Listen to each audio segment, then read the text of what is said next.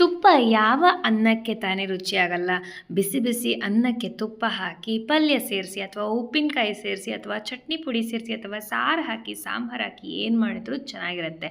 ಅಂತಹ ತುಪ್ಪವನ್ನು ಹೇಗೆ ಮಾಡೋದು ನೋಡುವ. ಹಾಲನ್ನು ಕುದಿಸಿ ಅದು ಸ್ವಲ್ಪ ತಣಿದ ಮೇಲೆ ಅದಕ್ಕೆ ಮಜ್ಜಿಗೆ ಅಥವಾ ಮೊಸರು ಹಾಕಿ ಹೆಪ್ಪು ಹಾಕಬೇಕು. ನೆಕ್ಸ್ಟ್ ಡೇ ಮತ್ತನವನ್ನು ಬಿಸಿನೀರಲ್ಲಿ ತೊಳೆದು ಅದನ್ನು ಫಿಕ್ಸ್ ಮಾಡಿ ಅದನ್ನು ಮೊಸರನ್ನು ಕಡಿಬೇಕು. ಇದು ನನ್ನ ಅಮ್ಮ ಹೇಳಿಕೊಟ್ಟ ಮೆಥಡ್.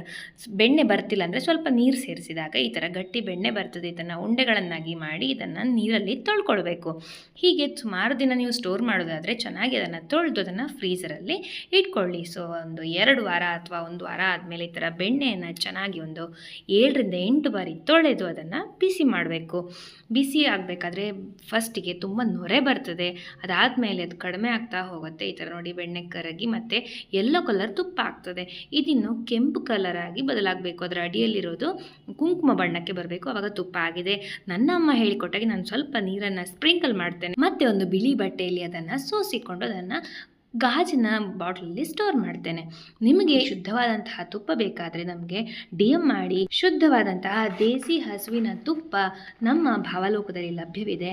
ನೀವು ನನಗೆ ವಾಟ್ಸಪ್ ಕೂಡ ಮಾಡ್ಬೋದು ಅಥವಾ DM ಆದರೂ ಮಾಡ್ಬೋದು. ನಂಬರನ್ನು ಹಾಕಿರ್ತೇನೆ. ನೀವು ಖಂಡಿತ ನಮಗೆ ರೀಚ್ ಆಗ್ಬೋದು. ತುಪ್ಪ ತಿನ್ನೋದ್ರಿಂದ ನಮ್ಮ ಆರೋಗ್ಯ ತುಂಬ ವೃದ್ಧಿ ಆಗ್ತದೆ. ನಮ್ಮ ಜೀರ್ಣಶಕ್ತಿಗೆ ತುಂಬ ಒಳ್ಳೆಯದು.